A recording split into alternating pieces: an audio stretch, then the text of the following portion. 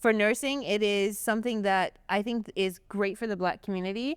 And I think having more conversations like this is important. It's important to have diversity at the bedside, because if I'm sick and I'm in the hospital, I want a Black nurse looking after me. You get paid well, but you get taxed well in the negative sense.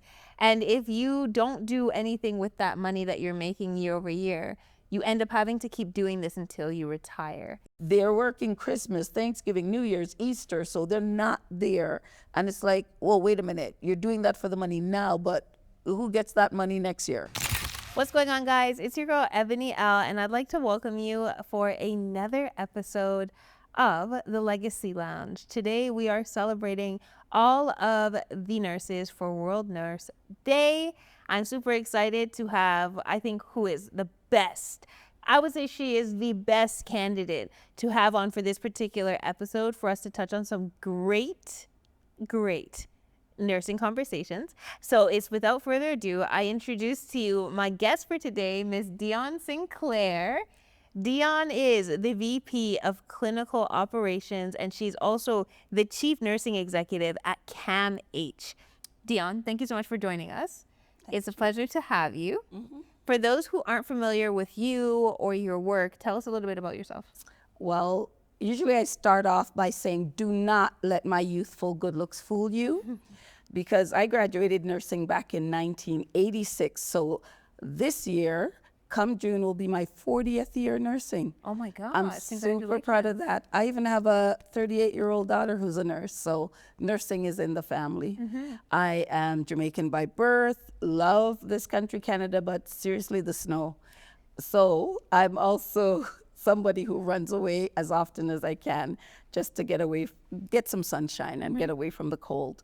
I am a mom of 3, a grandmother of 3, amazing little boys. My mother's, I won't say issues, I'm now her pride and joy. I love that. I love that.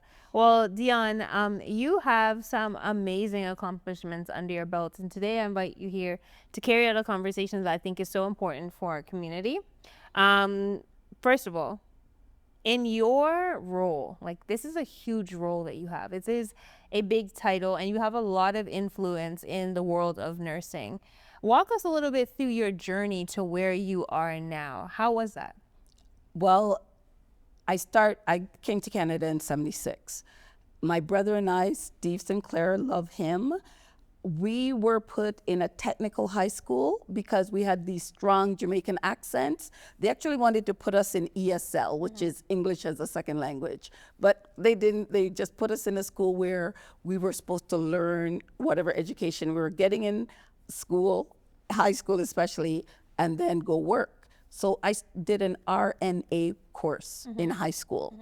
However, I happened to get the highest mark in the province on my exam. So my mom and my teacher said, you're going to Fanshawe College, you're going to do your diploma. I did, I passed. It's like, good, I'm done. I'm finished. I'm going to just work, retire, like, you know, the Canadian dream. In 98, the government changed and they laid off nurses left, right, and center. And I had to go back to school because they also said you need a degree to be a nurse. You need a Bachelor of Science degree, which I didn't have. So I was able to go back to University of Western Ontario, do my Bachelor of Science degree. However, remember I said I went to high school and then went to college? I didn't have any grade 13. Back in the day, people, there's a thing called grade 13. Now y'all don't have it. But I didn't have those courses, so I had to go back to my high school, get some grade 13 textbook, biology, chemistry. You need those sciences to understand what they were talking about in a year 3 university program. It was something else. However, I persevered. One of the reasons I know I persevered because failure was not an option. And I had moved back with my mom and the kids. And so it's like, yeah, I need to get out of that house. So I worked really hard to succeed. And since then, after I got my degree, I thought, oh, I could be a manager. I could be a leader. I got a degree. So I started applying for jobs, and it was tough being Black and trying to be a manager. But I finally found a position as healthcare coordinator, Sarnia Jail. And it just so happened the province went through this SARS epidemic. And the jail in Ottawa, which had just opened a 500-bed, real big center, they said, we need someone to come put a little mini hospital inside the jail. They call it an infirmary. And I was selected to move to Ottawa to put an infirmary inside the jail. And that's what I did. It's funny, no one actually said, that's kind of hard, it's impossible, how you can have patients with IV poles and catheters inside of a jail. And it's like, well, the hospital, it's not going to take them. So I was able to do that. But I was at the highest level you could be in the jail system because healthcare coordinator is it. Yeah. So it's like, I have a little bit more ambition. And so back to school I went. I did a master's degree. I was able to move to Toronto. Well, I lived with my sister when I moved to Toronto, but I worked at Humber River Hospital as a manager, inpatient mental health and addictions. I ended up going back to Ottawa as a director. And what happens sometimes to Black leaders, you have others who don't believe you should be in that position. So my VP at the time, I won't call her name, however, she brought me in her office one day and said, you know what, you're just not a good fit for my team, which shocked me. Literally took my breath away. It's not your performance, but you're just not a good fit. So effective immediately, you're no longer employed here. Oh. And it was like, damn, it was something else. So that had never happened before. And the lesson that taught me was you need to be prepared for when your job leaves you. Not for when you leave your job, for when your job leaves you. So I had to really pivot and start applying anywhere. It didn't matter. I don't need to be in Ottawa. I don't need to be in London. And I was fortunate to get a position, another director position in Thunder Bay. I was director of home and community care. And I looked after, it's a huge area in the Northwest Lynn at the time, Manitouwadge all the way to Kenora. And I loved the North. You wouldn't believe the amount of Jamaicans up in Thunder Bay. Shocking. I am shocked. We got 3 Jamaican restaurants up there. Island Spice, I'm giving you a shout out. Really good. There was a headhunter who came and got me from Thunder Bay. They said, we need someone in Southlake Regional as director of medicine. And I started there. COVID hit. Yeah. George Floyd got murdered. A lot of things happened, and I had to evaluate, why am I here? Which was, what's my goals? Where am I going? Is this it for me as a director in medicine? Well, I didn't have a choice at the time. My CEO said, we need someone to look after equity, diversity, and inclusion in the hospital. George Floyd is murdered, so now it's important. I took that on. I was able to be home, and I learned a lot. And I started back in school again, doing a PhD, because I had nothing else to do at the time, I think. I had a friend who said, listen, CAMH is hiring, you should apply. And it's like, take a look at what it said. It needs this, this, and this. She said, you have all that. Apply anyway. So I did. Rounds and rounds of interviews, a sit-down interview with the former CEO, Catherine Zahn. She's amazing. And here I am today, vice president and chief nurse at CAMH. Okay, so this is amazing. And it tells us a lot about how you got to become the Dionne that you are today. As you know, nursing is really, really, really big in the Black community. Huge. Especially in low-income communities. A lot of parents, moms, dads, they run to nursing. My first question to you is, what do you think is, and by the way, this is not just Canada, right? This is also in the United States. Nursing is huge for the Black community, UK as well, right? What is the importance of having more of us as representation in that field? I say the word underestimated communities, and it's important to have diversity at the bedside, because if I'm sick and I'm in the hospital, I want a Black nurse looking after me. They will take care of my hair. They'll make sure it doesn't get nappy. They will make sure I get lotion on my skin, and they know the importance. I was that Black nurse, and I pet and powdered Black patients, make sure they got well taken care of. Diversity when it comes to nursing, especially in the emergency rooms, operating rooms, we're aunties and uncles. We're cousins. And it doesn't matter who you are, because I have to admit, I got called by a family friend saying, my son's in Emerge and he's been waiting 8 hours and nobody's seeing him, nobody's talking to him. Now, I don't know what was happening in Emerge. He was there 8 hours. And so I was in the hospital. I'm the director. I went down to Emerge. I found him. Couldn't even tell you the boy's name, but I said, hey, my cousin's over here and he's been waiting 8 hours. People were running and coming. He got taken care of. After 8 hours, it's like, okay, tell me your name again. Seriously, because we are like, people are family. Yeah. And it's one big family. So it's great when you have that diversity. And the other part of it is it's an accepted profession for someone who's Black. And you can start at the bottom, because I started as an RPN, RNA, and now I'm a vice president. Which other company can I start, like in the mailroom, and be this vice president, CEO of the company? And it does pay well, because when you need to feed your children, pay a mortgage, send money back home, take care of your aunt and them and uncle and them, having that steady salary coming in, and it's one of those caring professions that you will be accepted. If I went to a bank, say, no, I'd like to be the branch manager, that wouldn't have happened. But nursing, people can see me as a nurse. And so I love being a nurse. I love my profession, and I love the opportunity it affords. And the biggest thing, I believe that one missing equation for nurses is now their financial health, because we're not taught. Nurses are paid well. Yes. Nurses have an amazing pension. Yes. But I know too many nurses who work 1, 2, 3 jobs. They work overtime, time and a half. Their kids are at home by themselves because they're picking up extra shifts. Yes. They're working Christmas, Thanksgiving, New Year's, Easter, so they're not there. And it's like, well, wait a minute. You're doing that for the money now, but who gets that money next year? CRA, and it's the Canada Revenue Agency, for those watching who are not Canadian. Seriously, you are literally working just to pay the government. So that actually brings me to my next question. When it comes to financial literacy, like you mentioned, and the reason why I bring up the Black community especially is because it is a profession that you can see our community in. The representation matters for patients. It matters for the field. It matters because we're accepted and we can grow, right? My challenge is that because it's so lucrative, it's lucrative when you take on more hours. So then you take on more hours, right? And you said, you hit the nail right on the head. Like, okay, so now I took over overtime. My kids are at home. They're doing good. Like, you know, especially in our communities, like they can cook, they can watch over each other, but they're raising themselves. Even though you're doing everything to put back, right, into them, pour into their schooling, into their extracurriculars.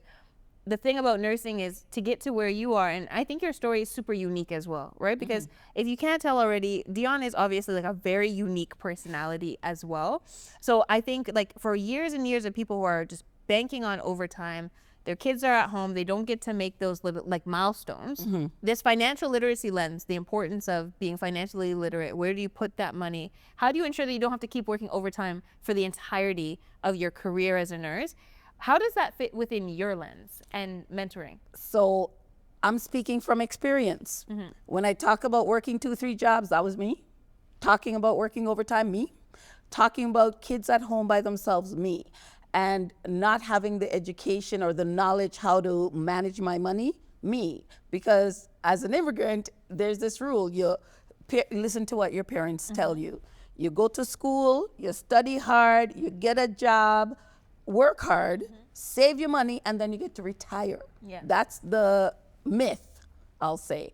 And here's what happens. The definition of poverty, people that are not great at managing their money, they work 2, 3 jobs. If I was a great money manager, I would not have needed the 2, 3 jobs. People that are in poverty, they work a lot of overtime. They actually make a lot of money, but they have nothing to show for it. Right. And it's like, well, wait a minute. I've been working many hours. I go to my bank account and it looks like I've been robbed. Because my savings account, they kept taking off the service charges. And it's like, there's no interest here. What's going on? The lack of knowledge, no one told me, Dionne, you should invest your money. Invest what? I don't like there's a whole bunch of scams. And so being a skeptical Jamaican, when someone tell me to invest, it's like, no, me trust the bank. That way me mama tell me if do. And so 50 years until I got tired of it. It's a hamster wheel. There's a definition of insanity. Keep doing the same thing over and over and expect a different result. So years and years and years, I worked harder. And it's this thing that I actually felt shame because I should know this. I should be able to manage my money better. But single mom, 3 kids, I got 2 of them in university at a time. I got to pay tuition, but I did have RESPs. That wasn't it. I had one at Queens, child costs $25,000 a year. And then spent 5 years taking women's studies, but she's good now. However, no one taught me better, so I just did what I thought this is what you're supposed to do. And then the final straw came when I had to pay over $17,000 in taxes. And I said, I'm done. I'm gonna reach out, I'm gonna ask for help. I'm gonna swallow my pride, I'm gonna say, you know what? I work and I make enough money, but I'm paycheck to paycheck. Or I'm one paycheck away from paycheck.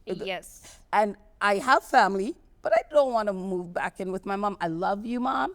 Love her. I'll come for food, but I need my own place. So I actually reached out to someone and they said, you know what? The Canadian tax code favors business owners. You need to be an entrepreneur.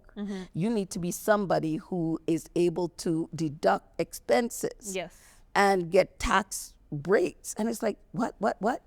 All of it foreign language to me. I didn't know. So I didn't understand. let's break out into that a little bit, right? Because I do think that nursing is extremely lucrative. Like that hoop pension is one of the sweetest pensions you can get here in Canada. I think many people know that it's a pathway to building wealth. We just don't know how to sustain that wealth, right? And so I think it's like you have this Ferrari to drive. You got the keys. You have your pedal, but a stick shift, and you don't know how to shift the clutch, right? And so as a result, right, you're in this thing that's huge, but you keep doing the same things over and over again. And it's for that reason that nurses pay so much in taxes. Oh my God. Like so much in taxes. In fact, I always ask people, like, how much do you think is the impact of taxes? We don't like it, right? But as a nurse, you can make a great amount of money and then pay 50% back in taxes. And in some cases, 53% back. 53.3, but right. Won't split the difference. Here's the government takes more from you after doing all of that work, right? And in Ontario, there's a thing called the Sunshine List. You can look up every hospital. There's hundreds of nurses because anyone who makes over 100,000, you're on the list. Well, the average nurse, if you're in ONA, because of their collective agreement, you're at 127,000. This is a nurse who's at the bedside, no overtime. With overtime, many nurses make over 200,000. Anybody who knows my name can look me up on the Sunshine List. My daughter does it all the time. Mom, I know how much you made last year. I need a pair of shoes. And it's like, what are you doing? I saw the Sunshine List. I know how much you make. It's like, let me show you my return and show you how much taxes I paid. Because 53.3%, highest tax bracket. And unless you have some tax deduction, it's like, y'all grown kids. I don't have them as dependents anymore. So you have to have something that you can deduct. And so that's what I learned over 50, that you need to invest, you need to have a business, be an entrepreneur, be a business owner, and don't work so much. You're just working to pay the government. So now, well, I'll say I'm a landlord. I do work because I love my job. I ain't leaving it. Love my paid vacation, paid sick time. However, I'm also a business owner, and that has been the game changer. In 2024, I got over $8,000 back in taxes. I was like, yeah, it's possible. No, I think this is huge, especially for somebody who spends a long time paying a lot in taxes. I think for nursing, it is something that I think is great for the Black community. And I think having more conversations like this is important because first of all, nursing is one of those thankless jobs. Like right now, Dionne is selling you the dream of it, but it's hard sometimes being at the bedside. And while we're comfortable and that institution is comfortable with Black nurses, sometimes people aren't. And that means at the bedside, you're getting somebody that you're like, oh my gosh, I can't believe like more hours of this. And so they put up with a lot. Physically, it's a lot, like the walking, the fast paced running, all of these things. You get paid well, but you get taxed well in the negative sense. And if you don't do anything with that money that you're making year over year, you end up having to keep doing this until you retire. Yeah. Right. And so I think this type of conversation is really important. And as we wrap up, my last question to you would be, what's one message you would want to leave Black nurses and future nurses about building a financial legacy while protecting their well-being? Get that financial education. Find someone who has that knowledge that can share that knowledge with you. Get a financial advisor, get a financial professional to help you. If anybody Googles my name, they'll see that I used to be in fitness and used to be a personal trainer. If anyone wanted to lose weight, get fit, they tried on their own and didn't succeed, they get a trainer and, oh, look at that, you've got some results. Same thing with your finances. Have a plan. It's not you. The system that you came up in was designed that way to make you an employee. They don't want you to know about investing or compound interest.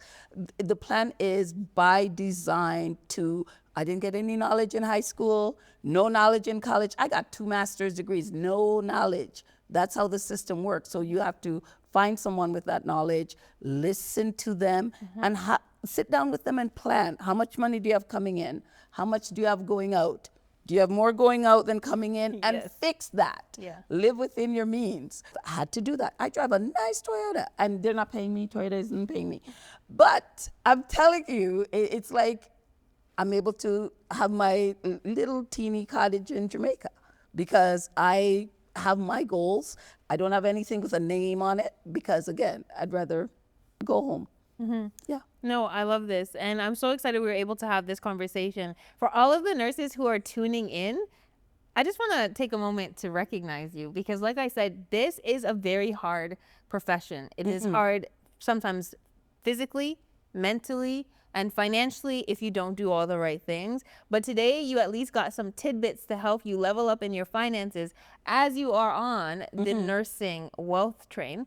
I had something else to say to nurses though, because one thing people worry about their emotional health, their physical health, and if you fix your financial health, then you're not working the 2-3 jobs. So you're at home eating a home cooked meal. When you're working and you're between shifts, you're going through a drive-through. You're emotionally not well, mentally, you can be depressed or anxious because if you're in debt, that really impacts you. And then there's nurses I know, they don't go for checkups. They don't go see their doctor until it's too late. And it's like, I don't know what happened. It's like, I know what happened. You're too busy chasing that buck and you should have taken care of yourself. So if you take care of your financial health and you have the means, you don't pick up that extra shift. You go to your doctor. You sit at home with the kids. You go travel with the kids. Book a vacation. Less stress, less depression. You're healthy. You're eating properly, and it's not the drive-through or just the coffee. And you actually can plan and dream and have goals and see how you can achieve those goals. I think we've got it backwards. Go work and work harder and then make the money. It's like, no. Invest the little you have, live below your means, and once you have that, you can choose. You have choice. And that's something I wish I'd learned earlier. So all the nurses just coming up, I'm preaching it. Let's get you started correctly. Like you're 19, 20, 21. You could be set for life by 30 if you get that financial piece right. I love that. What a great take. Well, Dionne, thank you so much for joining us today. And before we wrap, for people who want to connect with you, what's the best way for them to connect with you? LinkedIn is the best way. I check my LinkedIn messages, and you can message me on IG. I'll find it. Okay, perfect.